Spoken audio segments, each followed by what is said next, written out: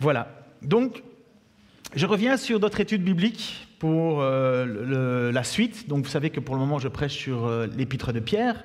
Donc, l'épître de Pierre qui est un apôtre, comme vous le savez, à qui Jésus a dit « Tu es Pierre, sur cette pierre, je bâtirai mon église ». Mais nous croyons que c'est la profession de foi, puisque Pierre avait dit tu es le Christ, le Fils du Dieu vivant, et qu'en ayant dit tu es le Christ, le Fils du Dieu vivant, Jésus lui a dit tu es Pierre, et moi je te dis tu es Pierre, et sur cette pierre je bâtirai mon église. Et nous avons vu dans les textes précédents que nous sommes, nous aussi, en tant qu'église, des pierres vivantes. Dieu est venu faire sa présence en nous, nous ne méritions pas, c'est ce qu'on appelle le don du Saint-Esprit, on appelle le baptême du Saint-Esprit, qui est finalement Dieu qui vient renouveler notre intelligence, comme tu l'as lu dans le texte de l'épître de Paul aux Romains, afin que nous vivions maintenant comme un peuple que Dieu s'est choisi. Il va commencer maintenant une nouvelle partie, et c'est une partie qui était difficile à découper, et je prêche que sur 2 versets. Alors là, vous vous dites 2 versets, super, ça fait moins de 20 minutes. Moi aussi, je prie pour ça. Mais en général, c'est pas comme ça que ça se passe. Donc, je prêche sur 2 versets parce qu'en fait, maintenant, il va parler à l'Église après leur avoir rappelé qui ils sont. Donc, que nous sommes un corps, un ensemble, un corps de pierre vivante où Jésus est le centre. Et maintenant, il va nous enseigner, enfin, enseigner à l'Église comment l'Église doit vivre au milieu de ce monde. Il va parler de notre relation, pas aujourd'hui, on le verra, mais plus tard, notre relation face à l'État, notre relation dans le couple, notre relation parent-enfant et notre relation dans l'Église. Donc, puisque nous sommes maintenant un nouveau peuple, nous vivons avec une nouvelle règle, une nouvelle loi. Et voilà ce qui va commencer au verset 11 en disant « Bien-aimés, je vous encourage, comme des exilés et des étrangers, à vous abstenir des désirs de la chair qui font la guerre à l'âme. Ayez une belle conduite parmi les gens des nations, pour que, sur le point même où ils vous accusent de faire le mal, ils voient vos belles œuvres et glorifient Dieu au jour de son intervention. Bien-aimés, je vous encourage. » C'est encourageant déjà être appelé bien-aimé. Mais avant cela, dans sa lettre adressée à ceux qui sont étrangers, donc Vincent, tu n'es pas le seul à être étranger, nous sommes tous des étrangers ici sur cette terre, nous sommes des étrangers, des dispersés, il va le dire en Pierre 1.1, qui avons été choisis par Dieu, des enfants qui sont obéissants, verset 1.14, des pierres vivantes d'une maison spirituelle, voilà ce qu'est l'Église, un peuple choisi, des prêtres royaux, une nation sainte, un peuple de racheté. Pierre va s'adresser maintenant à l'Église avec encore plus de compassion, encore plus d'intimité. Il va nous appeler bien-aimés. Mais nous sommes bien-aimés de qui? Bien-aimés de Dieu. Ça veut dire être bien-aimé. Le mot qui est utilisé, c'est le mot élu, cher, estimé, favori, digne d'amour. Digne d'amour. C'est intéressant de voir que nous sommes appelés dignes d'amour, nous sommes appelés bien-aimés, alors que bien souvent, nous ne nous aimons même pas nous-mêmes, nous détestons parfois ce que nous faisons, et bien souvent, nous avons de la difficulté même à gérer les autres. Et pourtant, dans l'Église, Dieu nous dit « bien-aimés ». Ce n'est pas sans sens, puisque la façon dont il va nous dire que nous sommes des bien-aimés, c'est parce que nous sommes l'objet de l'amour de Dieu. Pourquoi? Ça, on n'arrivera jamais à définir pourquoi Dieu a décidé de nous aimer, mais il le fait. Et cet amour dont nous sommes l'objet, en fait, est le fruit de l'amour de Dieu envers Jésus, et de Jésus pour toi, et de toi pour Jésus. En fait, la relation qui nous lie maintenant à notre Dieu n'est plus une relation d'obéissance à des règles, mais une relation d'amour à Dieu, d'amour à Jésus.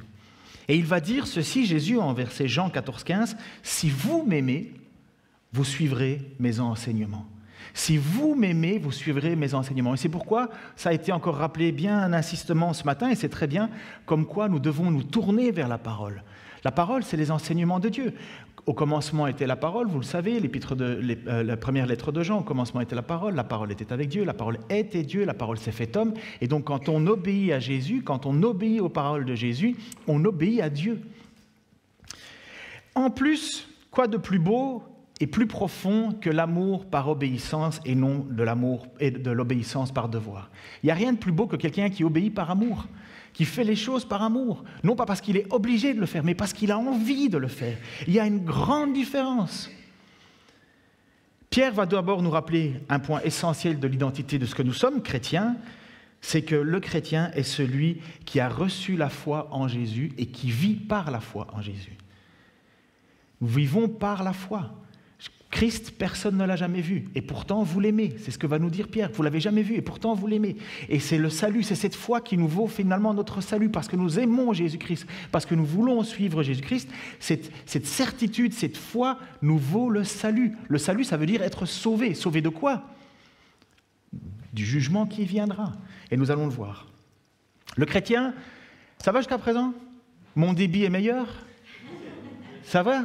Ah, ouais, on a diminué la dose, là, comme je vous ai dit, on a diminué le thermostat. Donc, c'est bien. Comme quoi, vous voyez...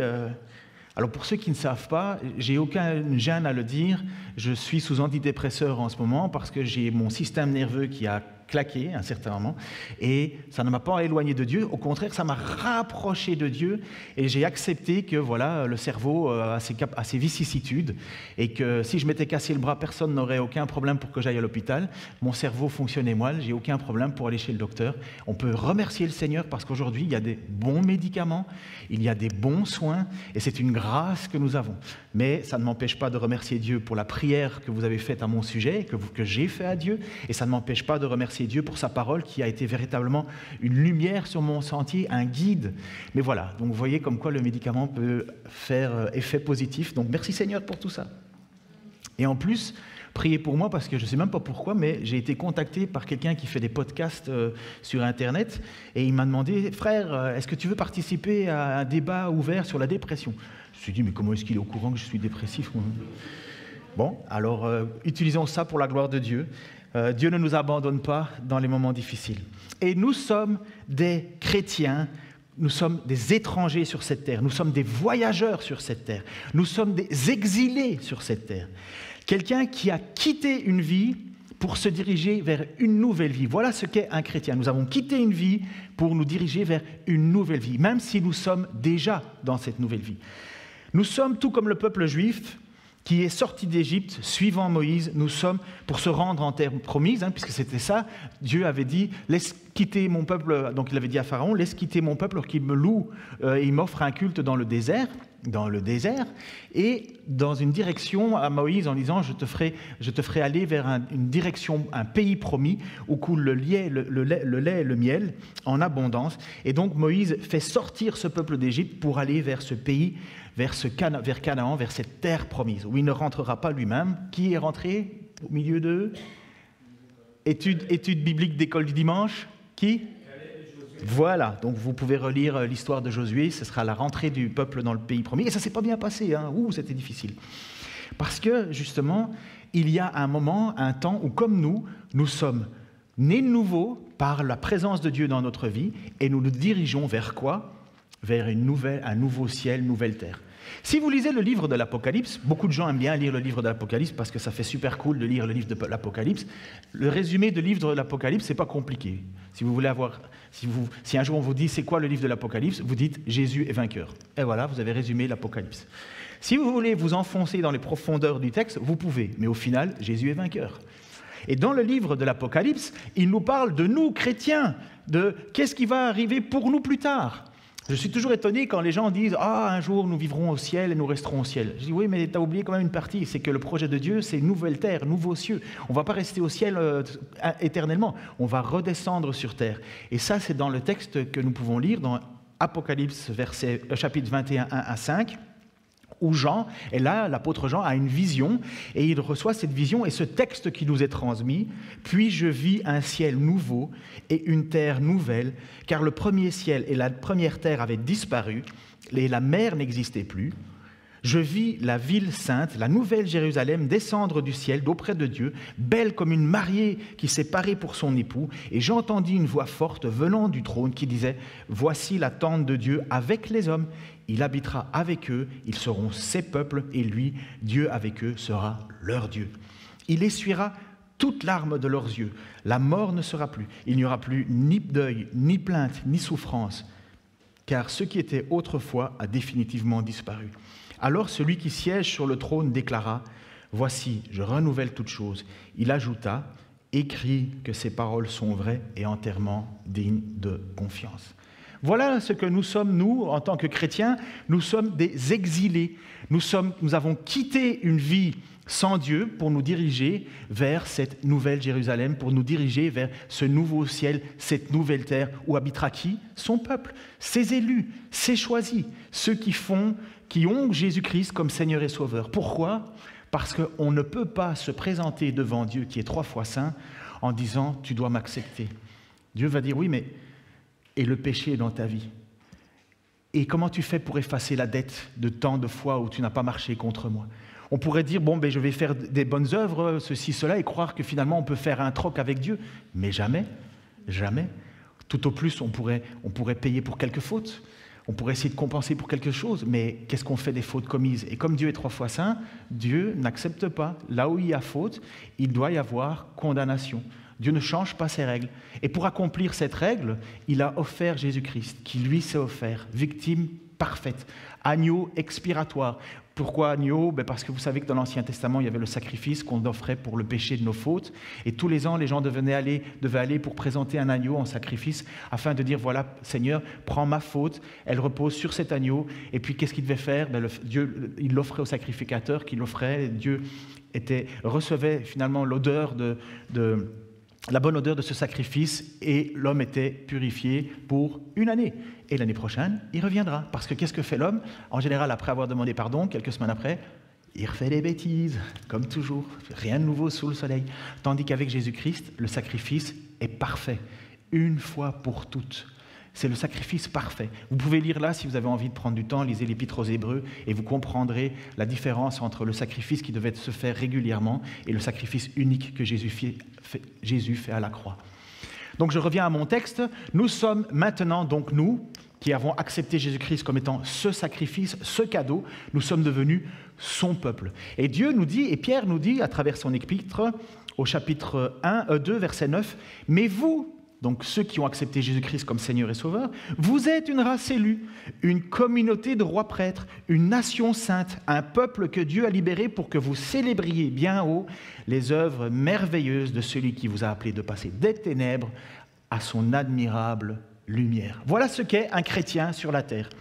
Un chrétien, non pas de nom, non pas de tradition, non pas de culture, ça n'existe pas. Un chrétien, c'est quelqu'un qui, à un moment, a compris qui était Christ et a dit « Oui, tu es mon Seigneur, tu es mon Sauveur, je me repens, j'ai besoin de toi. » Et Christ vient faire sa présence en nous. C'est une conviction que Dieu nous donne, à laquelle on répond. Et il y a un changement, il y a une nouvelle vie. On devient premièrement, comme dit Pierre, des exilés sur cette terre, des étrangers. Nous sommes dans ce monde, mais nous n'avons plus cette même pensée de ce monde. Nous voyons qu'il y a des choses avec lesquelles, dans notre passé, nous sommes même honteux de l'avoir fait. Mais Christ a effacé tout ça.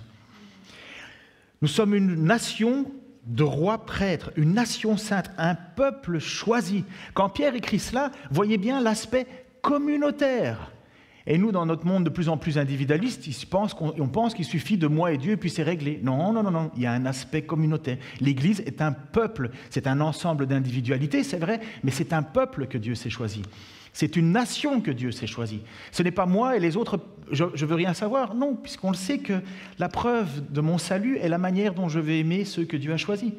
On ne peut pas se regarder de travers dans une église en se disant « de toute façon, lui, je ne l'aime pas ». Oui, mais le problème, c'est que c'est Dieu qui l'a choisi aussi. Alors, si on n'aime pas ce que Dieu a choisi, c'est qu'on a un problème avec Dieu. C'est pour ça qu'il est dit, comment peux-tu dire que tu aimes Dieu, que tu ne vois pas, alors que tu n'aimes pas ton frère que tu vois? Pourquoi? Mais parce que Dieu l'a choisi. Tu n'as pas à discuter. Et tu as à faire l'effort. Et l'effort, c'est la preuve qu'il y a une transformation. Et l'Église, c'est ça. C'est un lieu imparfait, avec des gens imparfaits, parce qu'ils ont une lutte intérieure, mais ils veulent devenir parfaits et ils savent où ils vont. La destinée, on sait où elle est, nouveaux cieux, nouvelle terre. Et le premier, vous savez que dans n'importe quelle chaîne, je l'ai entendu dans une prière, dans n'importe quelle chaîne, la force de la chaîne, elle est liée à la force de son maillon le plus faible. Vous pouvez tirer, et puis à un moment, ça casse. Et ça casse où? C'est le maillon le plus faible qui casse, et boum, la chaîne est cassée. Le premier combat que nous avons, et dans une communauté aussi, la réputation d'une communauté dépend de la réputation individuelle de chaque personne. La réputation d'une église est liée à la réputation de chacun. On ne peut pas se cacher dans une église, on est des pierres vivantes. Et le premier combat de chaque croyant, et je suis certain que c'est ton combat, le premier combat de chaque croyant se passe, comme va nous le dire l'apôtre Pierre au verset 11, dans notre âme. Bien-aimés, je vous encourage, comme des exilés et des étrangers, à vous abstenir des désirs de la chair qui font la guerre à l'âme. Là, il s'adresse individuellement. Chacun a son âme et chacun a des combats intérieurs, chacun a des difficultés. Nous ne sommes plus de ce monde, nous sommes d'accord, ça veut rien dire hein, et ça veut tout dire. Nous ne sommes plus de ce monde parce que dans le monde dans lequel on vit, il y a des cultures, il y a des façons de penser, il y a des gens qui vont nous dire ça tu dois déclarer que c'est bien parce que si tu déclares que c'est mal, ben, tu vas en prison. Eh ben, nous ne pouvons pas déclarer bien ce que Dieu a déclaré mal et nous ne pouvons pas déclarer mal ce que Dieu a déclaré bien. Et voilà ce qui est une lutte pour un chrétien, c'est que nous vivons dans une société qui déclare des choses bonnes, mais Dieu déclare des choses, non, ça je ne suis pas d'accord. Et qu'est-ce que nous devons faire ? Eh bien, nous luttons dans ce monde, mais en même temps, nous luttons nous-mêmes à travers nous. Nous avons cette réalité, et peut-être que c'est je suis certain que c'est votre lutte aussi, nous avons un problème avec nous-mêmes. Nous avons une lutte intérieure, nous avons l'Esprit de Dieu en nous, mais nous avons quand même encore une autre loi, que Paul va appeler la loi de la chair. La chair, ce sont nos désirs intérieurs. C'est notre volonté de faire des choses qui sont à l'inverse de ce que l'Esprit veut. Et il y a des luttes. S'amasser des trésors sur la terre. Dieu n'a pas un problème avec la richesse, mais Dieu a un problème avec la cupidité. Au contraire, la richesse est une grâce à partir du moment où on est capable d'en faire quelque chose de bon, de transformer cette richesse en bonté. Boire du vin, ce n'est pas un problème. Au contraire, c'est même des réjouissances. Mais l'ivrognerie, boire trop, ce n'est pas bon. N'importe quelle personne va vous le dire. Même chose pour la sexualité. La sexualité, c'est une belle chose que Dieu a créée pour le mariage. C'est même de la joie. Mais la débauche et les orgies et compagnie, Dieu dit non. Vous voyez, il y a toujours cette notion-là que nous avons malheureusement, cette lutte de pervertir ce que Dieu a donné. On va y arriver. Et Pierre nous dit que nous devons nous abstenir de cela. S'abstenir, ça veut dire qu'il y a moyen quand même de gagner. Il y a quand même moyen de lutter contre ces désirs de la chair. Je vais les expliquer ce que c'est les désirs de la chair. Mais il y a moyen d'y arriver. Je suis certain que beaucoup d'entre vous, ici ou ailleurs, luttent avec des désirs de la chair. Les désirs de la chair, ce n'est pas que la sexualité. Hein. Ce n'est pas que ça, mes amis. On pense que c'est juste la sexualité. Et puis, on serait bien étonné. Il y a Mick, vous connaissez Mick, Mathieu, qui fait le chanteur. Il disait, si tes lunettes pouvaient parler, dis-moi ce qu'elles me diraient. Qu'est-ce que tes lunettes ont encore vu hier soir? Ou durant la semaine? Qu'est-ce que tes lunettes ont regardé que tu ne pouvais pas regarder? Si tes lunettes pouvaient parler, dis-moi ce qu'elles diraient. Ces mêmes lunettes avec lesquelles nous lisons la parole de Dieu, ces mêmes lunettes. Bon, ceux qui n'ont pas de lunettes, c'est pareil, hein. Ça marche avec les lentilles et ça marche avec la cornée. mais vous voyez, on le sait très bien qu'on lutte. On lutte aussi avec la jalousie qui est en nous. On lutte avec le désir, la soif de posséder, le sentiment d'orgueil, de se croire supérieur. On lutte avec toutes ces choses-là parce que c'est à l'intérieur de nous. C'est une lutte perpétuelle. Et c'est puissant, la jalousie. C'est puissant, la cupidité. On tue par cupidité. On tue par jalousie. Je ne sais pas, on va certainement encore avoir un jour le dénouement, mais je ne sais pas si vous avez entendu, on a retrouvé une jeune fille à Paris qui était dans une malle. Qu'est-ce qui a amené ces gens à faire mourir une jeune fille? Encore une fois, on le verra, mais ce qui est la profondeur et la noirceur du cœur de l'homme. On le saura. Qu'est-ce que la convoitise charnelle? Ce sont les désirs qui surgissent de l'homme total dans sa faiblesse présente, avec sa volonté d'autonomie et son illusion d'être maître de son propre bonheur. Ça, c'est ce que nous dit Samuel Benetro. Ce sont les désirs qui surgissent de l'homme total dans sa faiblesse présente, avec sa volonté d'autonomie et son illusion d'être maître de son propre bonheur. Le célèbre évangéliste Moody, peut-être que quelqu'un a déjà entendu, D.L. Moody, c'était dans les années 1900, c'était un homme que Dieu a utilisé pour aller annoncer la bonne nouvelle, la parole. Il disait « J'ai plus de problèmes avec D.L. Moody qu'avec n'importe quel autre de mes semblables. J'ai plus de problèmes avec D.L. Moody qu'avec n'importe quel autre de mes semblables. » Disait D.L. Moody lui-même, alors qu'on le regarde comme étant un homme sans faute. Et bien, il dit, mais non, mais vous ne comprenez pas, je lutte avec moi-même. Charles Spurgeon, qu'on aime écouter parce que c'est un homme que Dieu a utilisé puissamment, il disait, mais vous ne savez pas à quel point je me bats contre mon orgueil. Qu'est-ce que les désirs de la chair. On le trouve dans Galates chapitre 5, versets 16 à 26, il nous les dit. Je dis plutôt, c'est l'apôtre Paul qui va écrire ça donc à l'église de Galates, je dis plutôt, marchez par l'esprit et vous n'accomplirez jamais ce que la chair désire. Car la chair a des désirs contraires à l'esprit et l'esprit en a des contraires à la chair. Ils sont opposés l'un l'autre, de sorte que vous ne faites pas ce que vous voudriez.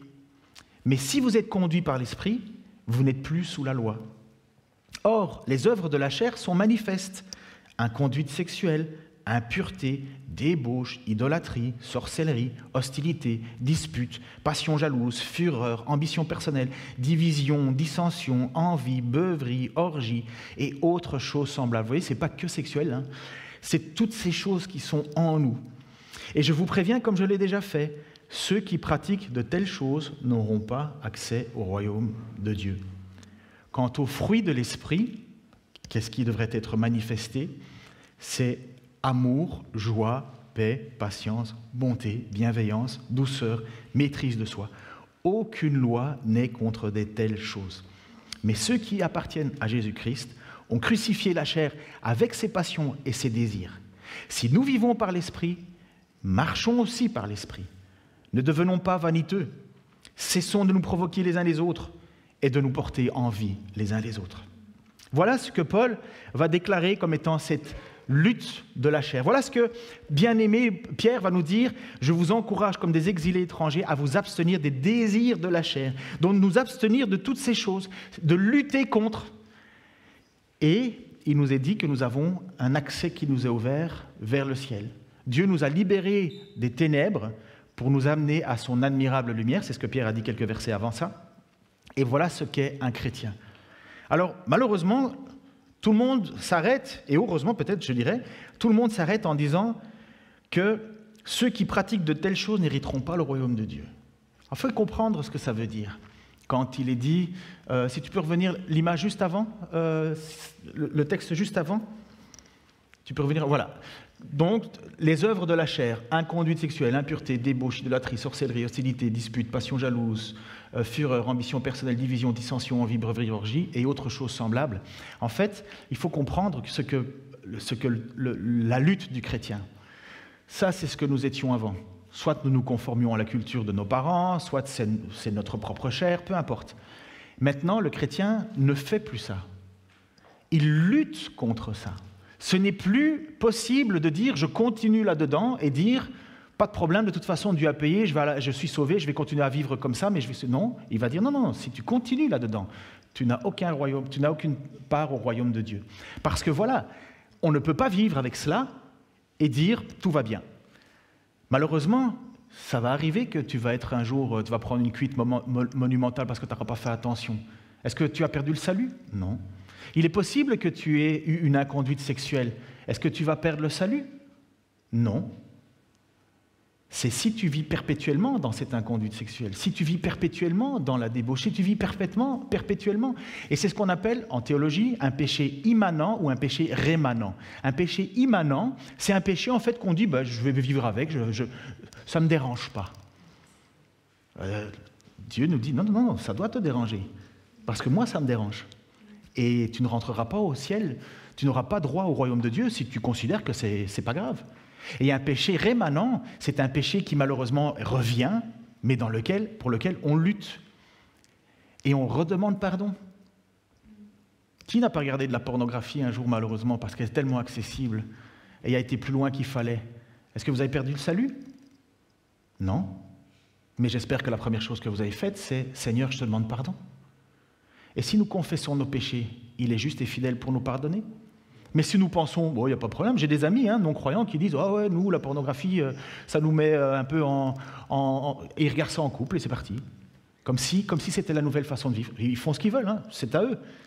C'est leur vie. Dieu laisse les gens libres. Mais à un moment, si on pense que ce n'est rien, il ne faut pas s'étonner qu'à la fin, il y aura un jugement et nous serons dans la présence de Dieu. Et le croyant doit s'abstenir de toutes ces choses-là, s'abstenir des passions jalouses, s'abstenir des ambitions personnelles. Ça ne veut pas dire qu'on ne peut pas avoir une promotion au boulot, mais est-ce que c'est le seul objectif de ta vie? Est-ce que tu écrases les autres pour y arriver? Non, il faut s'abstenir de ça. Parce que c'est une lutte. Et ça fait la guerre à l'âme. Ça ne fait pas la guerre à l'âme, à votre âme, vous qui appartenez à Dieu. Ces luttes, quand vous péchez, vous vous sentez mal. Et au plus on grandit, au plus on vieillit dans la foi, au moins on pêche normalement, mais au plus on se sent mal. Je pêche beaucoup moins que quand j'étais jeune, je peux vous assurer. Je pêche beaucoup moins. Merci Seigneur, mais je pêche toujours. Mais quand je pêche, je me sens beaucoup plus mal qu'avant. Et merci Seigneur que je me sente mal. Si quelqu'un pêche et qu'il continue à avoir un grand sourire jusque-là, premièrement, c'est un hypocrite. Deuxièmement, il pense que Dieu n'a pas de problème avec le péché. Si, Dieu a un problème avec le péché. Mais il y a une solution. Et cette solution, elle se trouve toujours au pied de la croix. Demandez pardon. Demandez pardon. Et Dieu pardonne jusqu'à 7 fois, 77 fois. Ayez une belle conduite, verset 12. Ayez une belle conduite parmi les gens des nations pour que sur le point même où ils vous accusent de faire le mal, ils voient vos belles œuvres et glorifient Dieu au jour de son intervention. Glorifie Dieu au jour de son intervention, il y a deux possibilités. Ou bien c'est le jour du jugement, où tout genou pliera devant Dieu et on reconnaîtra en disant merci Dieu, merci Seigneur de m'avoir mis, même si je ne les ai pas acceptés, mais tu m'as mis des chrétiens, parce que les gens reconnaîtront que Dieu a placé des gens autour pour entendre son message, entendre son évangile, pour avoir des pierres vivantes autour d'eux, des lumières autour d'eux. Ou bien ça peut être le jour de leur conversion, des gens qui se convertissent et disent à Dieu merci pour la personne que tu m'as mis sur mon chemin. Ils glorifient Dieu le jour de son intervention, ça peut être ça aussi. Finalement, moi, la manière dont j'ai été touché, c'est par mon professeur de religion protestante. Parce que moi, j'étais dans son cours et je pensais que personne n'écrivait. Je n'étais pas plus protestant que ça, mais c'était très fainéant. Et le prof ne faisait rien écrire. Je suis rentré en classe et j'ai vu qu'il y avait quelque chose de différent en ce professeur. Il y avait quelque chose qui me touchait. Et j'ai vu, il n'était pas parfait, mais j'ai vu quelque chose en lui qui m'a attiré. Et le jour de ma conversion, lorsque j'ai demandé pardon à Dieu, je me suis tourné vers lui, j'ai remercié Dieu pour Claude Villain. C'est lui qui m'a amené à la foi. J'ai remercié Dieu. Voilà ce que Pierre vous dit.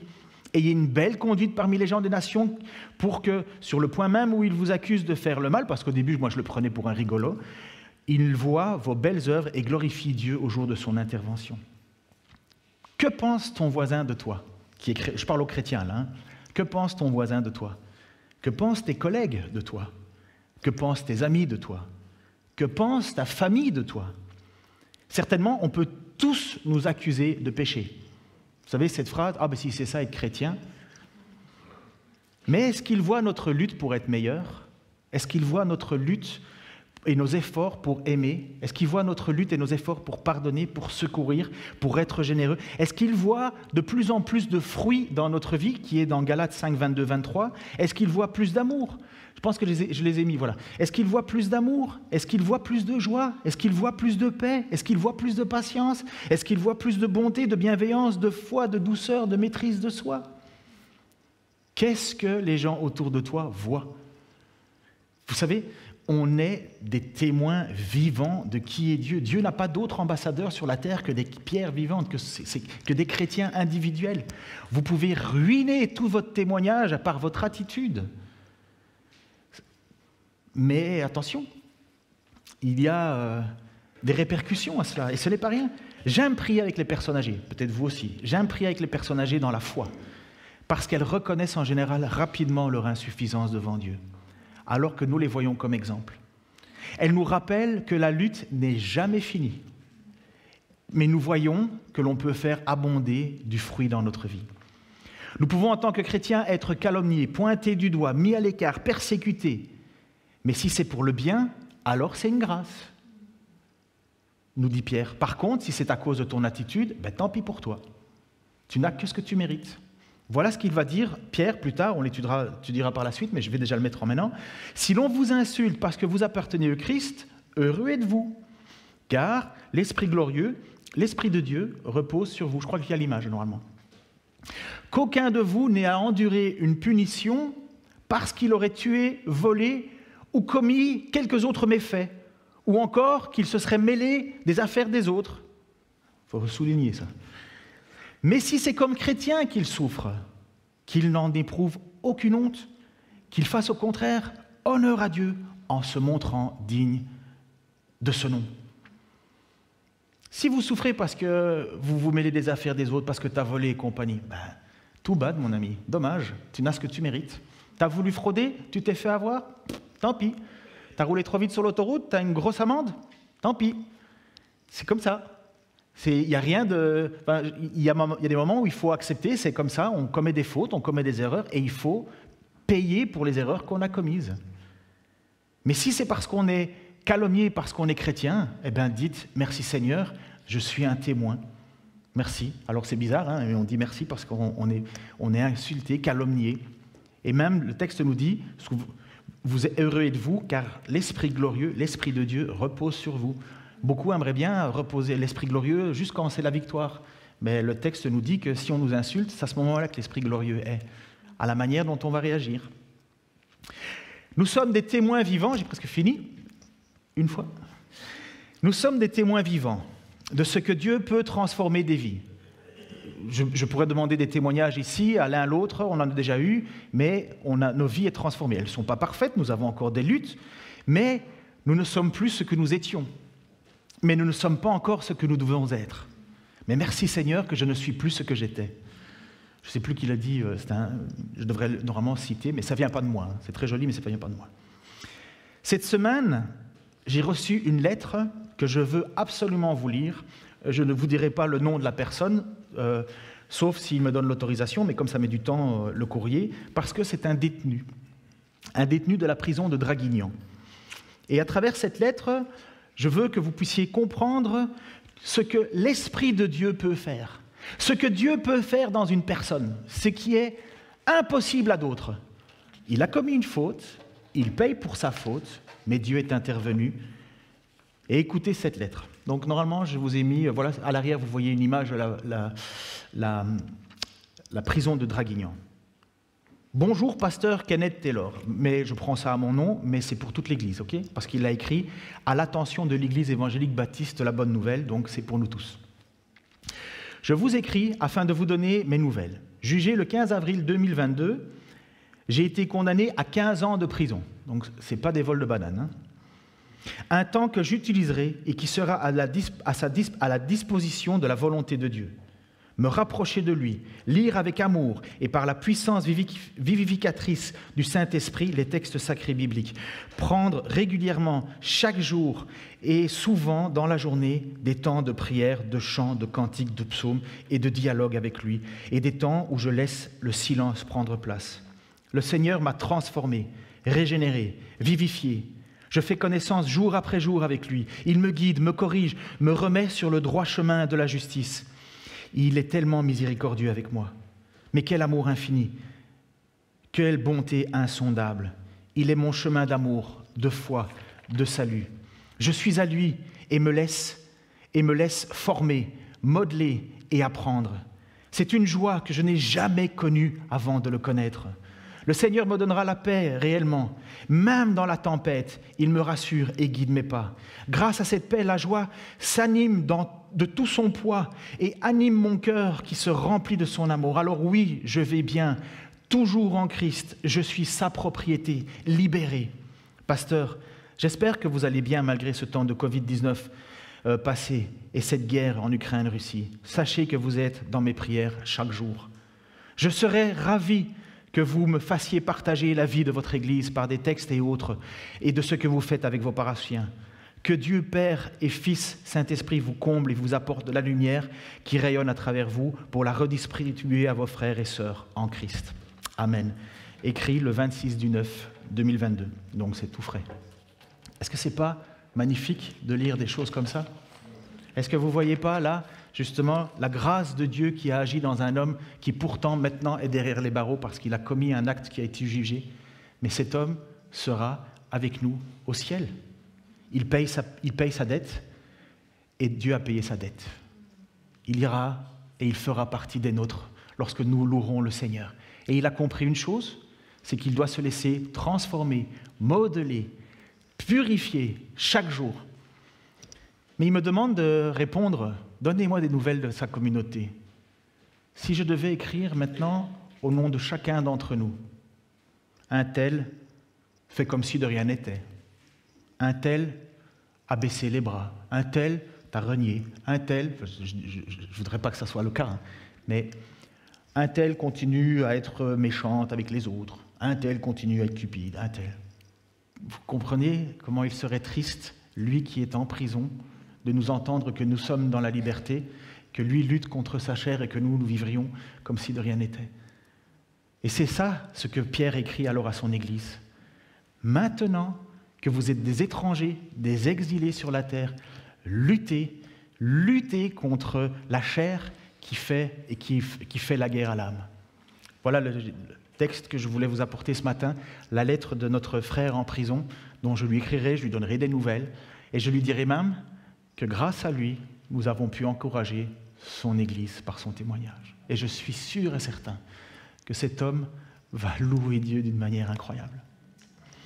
Seigneur, merci pour ton amour et ta grâce. Merci parce que tu es le Dieu qui, oui, nous purifie. Et combien de fois, c'est vrai, nous nous lassons nous-mêmes de te demander pardon, parce que nous sommes tellement découragés. Nous avons l'âme abattue avec les péchés qui sont perpétuels, avec lesquels nous avons l'impression de ne pas gagner, de ne pas avoir de victoire. Mais tu nous le dis, Seigneur, qu'il faut continuer. Et je suis certain qu'un jour nous aurons la victoire sur ces péchés qui reviennent sans cesse.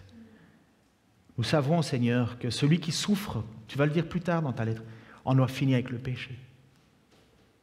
Seigneur, utilise tous les moyens à ta disposition pour faire de nous ce que nous devons être, un peuple saint. Et continue, Seigneur, à étendre ta main de grâce. Et que nous puissions être, Seigneur, des lumières dans ce monde. Que nous puissions être des témoins fidèles, des ambassadeurs, non seulement en parole, mais en action, en acte, en vérité.